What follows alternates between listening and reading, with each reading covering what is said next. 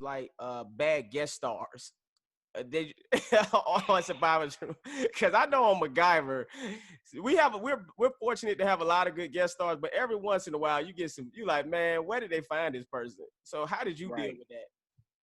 To be honest with you, man, bad guest stars in Survivor's Remorse.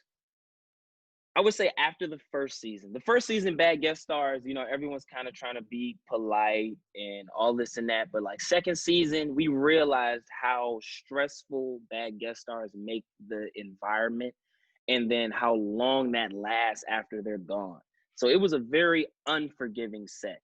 I'm like the nicest person on the set, but like I ain't gonna say who, but like some of my castmates were not as forgiving. A lot of our directors and pretty much all of our writers were not as forgiving.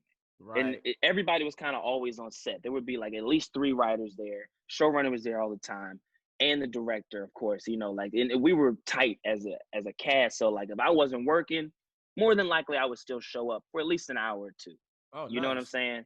It was that kind of thing. So when somebody bombed, everybody saw it. And then the next day would always be like, whose call was that? You know what I mean? Like, cause I know that the casting process for this show is not easy. How did that just happen? You know, What would be their these scenes are excuse? very specific. Huh? What would be their excuse? Who knows? Well, they killed it in the audition. Like, I guess they were just nervous. It was always stuff like that. We're like, no, they weren't nervous. They were unprepared. Like the same speeches that we got all of season 1 of like, you need to be on your stuff. You need to be prepared. We like this show to be verbatim. There should be no excuse. If you need more hours, then we'll give you more hours. If we need to change the schedule, we need to change the schedule. It was all these things that they were saying to us. So we were prepared. We never fell off. So when a bad guest star came in, we looking at them like, what happened? You didn't tell them? You didn't tell them they need to learn their lines? They All probably that shit did you it. said to me for a whole year, all the stress I went through, like now all of a sudden I'm showing up and I know everything for today, tomorrow, and the next day.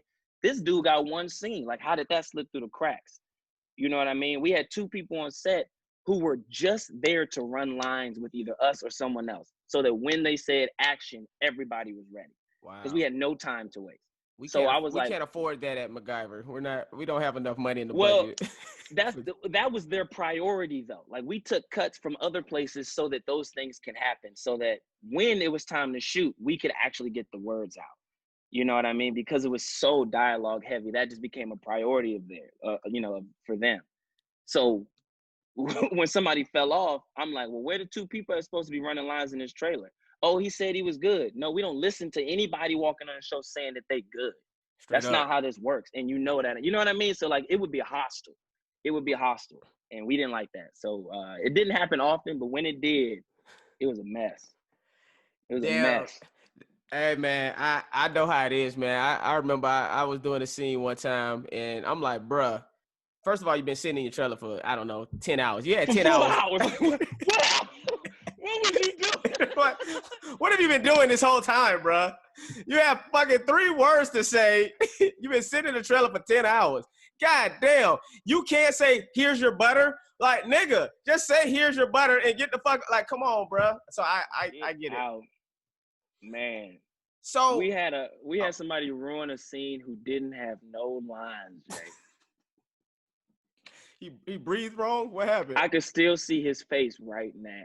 I What will never happened? forget this man.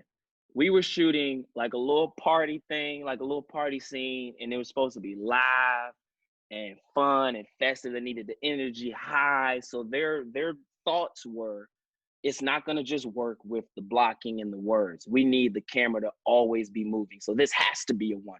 Then the director was like, it has to be a oneer. So we're like, all right, cool. We're ready for oneers. Let's go. What is it going to be? Set the shot up, blah, blah, blah, blah. The shot ends on the front door being open to this new person. The new person doesn't even say anything. Literally just gives a reaction. That's it. We did the whole thing, get to the door, open the door. I swear to you, I kid you not, this nigga's back was turned. I said, hold up. I was like, okay, hold up. This nigga did what it I had to take is. a moment. Yo, and then, was it me? What you mean, was it you? Like, dog, I was like, you know what? It happens. let's just put somebody outside with them. You know, they can cue them, all that kind of stuff. That should have been done in the first place. That was our mistake. Let's put somebody outside. It happened like 4 or 5 times. His back wasn't turned, but every time they opened the door, he would either look and like start laughing because he was nervous, or like as soon as the door would open, he'd go, oh, my bad. Can we do it again? I'm like, yo, you don't realize doing it again means doing the whole scene again. You don't have to say anything. You just gotta give us a look. So you can only imagine, like, the next day, probably feel like the next week, they was like, we're gonna do a wonder, and the cast would be like, no, we not. Let us see if we're gonna do a one. You know what I mean? Like, we was hot. Like, you can't do that. Those kind of mistakes can't be made. Yeah, man, you can't drop the ball, man. When you get in those, right? Yeah, and when you get into those situations, if you're doing a guest star role, like, you got to come prepared, man. I mean, you have to be prepared because, like, the series regular cast members could get away with dropping lines and stuff like that. They've proven themselves, you know, and they're there every day, and they got way more shit to learn. But I feel like walking into somebody else's show, why wouldn't you want to be impressive? You know what I mean? Why wouldn't you want to be overly prepared, or not even necessarily impressive, just prepared, just ready? Why wouldn't you?